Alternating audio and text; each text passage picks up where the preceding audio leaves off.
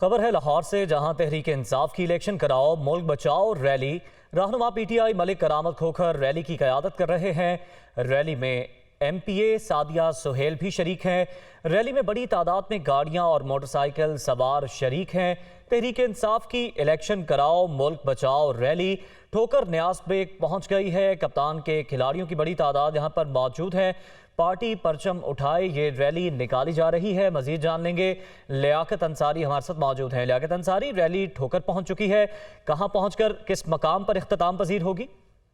आज बिल्कुल तहरीक इंसाफ के चेयरमैन इमरान खान की कॉल पर जो है वो लाहौर में इलेक्शन कराओ मुल्क बचाओ रैलियों का एहतमाम किया गया है। कल पहले रोज हमाद अजहर के हल्का में रैली निकाली गई थी और आज पीटीआई के मरकजी रहनुमा साबिक एमएलए मलिक करामत खोखर के हल्के में जो ये रैली जो है वो उनके डेरे से शुरू हुई और ये रैली मुख्तलिफ मुकामात से गुजरते हुए जो है वो अब इस वक्त अवान टाउन पहुंच चुकी है। ठोकर तो मंसूरा और दीगर मुकामात से इस रैली ने जो है वो अपना सफर तय किया है। बुनियादी तौर पर पीटीआई की क्यादत जो है इस रैली के जरिए एक तो जो है वो मुल्क वफाकी हुकूमत पर आम इंतखाबात की तारीख देने के लिए दबाव बढ़ा रही है। दूसरी साथ साथ जो महंगाई का इशू है और साथ साथ ही इंसाफ की फराहमी और जो दीगर आवाम के इशूज हैं उनको भी उजागर किया जा सकता है। देखा जा सकता है कि रैली में बड़ी तादाद में गाड़ियां मोटरसाइकिल और सवार जो है वो मौजूद हैं और इस पर पार्टी तराने गूंज रहे हैं। रैली में मलिक करामत खोखर इसकी क्यादत कर रहे हैं और पीटीआई की जानब से इस बात का वाज़ेह तौर पर ऐलान किया गया कि 17 दिसंबर तक ये रैलियों का सिलसिला जारी रखा जाएगा और